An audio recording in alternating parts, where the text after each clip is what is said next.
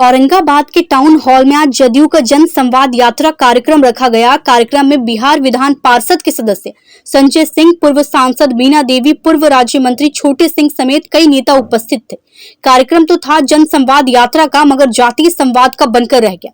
कार्यक्रम में सिर्फ और सिर्फ राजपूतों का बखान मंच से होता रहा। एक तरफ मुख्यमंत्री नीतीश कुमार दलित और महादलितों के उत्थान की बात करते हैं, वहीं उनके द्वारा जन संवाद यात्रा में भेजे गए उनके ही पार्टी के लोगों ने औरंगाबाद आकर सिर्फ और सिर्फ राजपूतों का बखान करना शुरू कर दिया। जितने भी प्रवक्ता थे सभी ने अपने संबोधन में राजपूत वर्ग को एकजुट होने की बात कही। वहीं वरीय नेताओं ने यह भी कहा कि हम राजपूत पूरे बिहार में 8% है, लेकिन 18% की ताकत रखते हैं।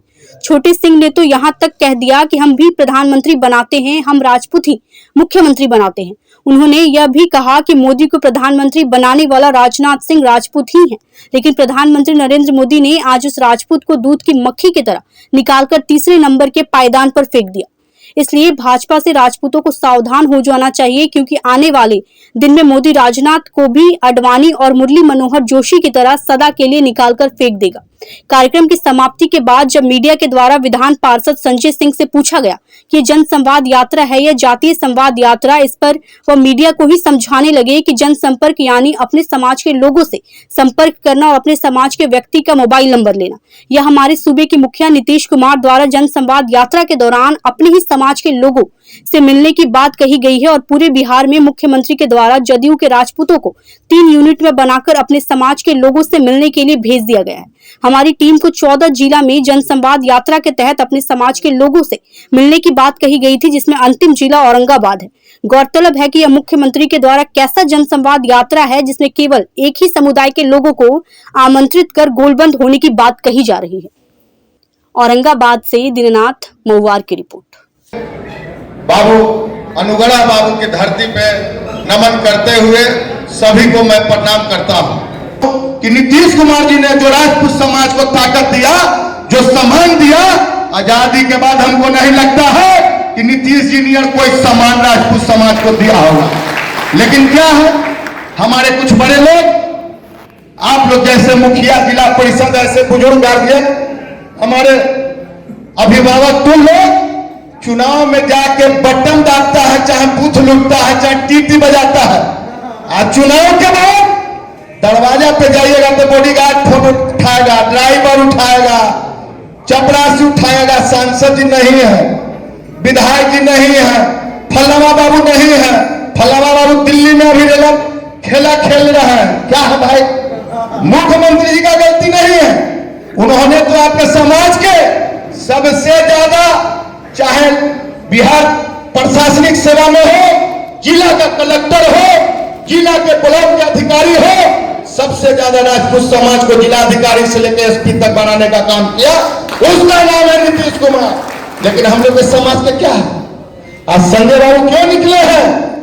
संजय बाबू इसलिए निकले हैं, मैं झूठ नहीं बोलूंगा, संजय बाबू ही एक ऐसा हम लोग के समाज का बेटा पैदा लिया जो जिसके यहाँ सुबह 6 बजे जाइए, रात के 10 बजे जाइए, डायरेक्ट मोबाइल उठाते हैं और एक डॉक्टर के यहाँ भी नंबर लगाना हो, एक कलेक्टर से भी बात करना हो, एक दरोगा को भी धमकाना हो, तो संजय बाबू आपके साथ हमेशा कदम में कदम मिला के चलने का काम करेंगे।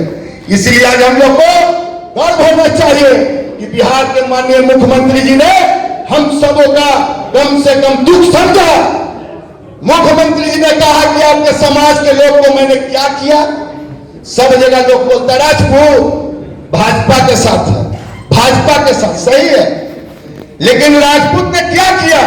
राजपूत वो जाति है, इसके बिना न देश के कोई प्रधानमंत्री बन सकता है, न इसके बिना कोई बिहार के मुख्यमंत्री बन सकता है, उसका नाम है राजपूत। बोलिएगा कैसे? बोलिएगा कैसे? तो पूरा दुनिया सुन रहा होगा, मोबाइल का जमाना है, अब वो जमाना नहीं है कि आज बोल रहा कल है छापी, सारा दुनिया देख रहा होगा मोबाइल से। देश का प्रधानमंत्री माननीय नरेंद्र मोदी जी का नाम किसी ने नहीं सुना था, उनका नाम सुनाने वाले और देश के गद्दी पर बैठाने वाला उत्तर प्रदेश का बेटा राजनाथ सिंह जी का ही देन था कि माननीय नरेंद्र जी ने देश का प्रधानमंत्री का गद्दी संभाला।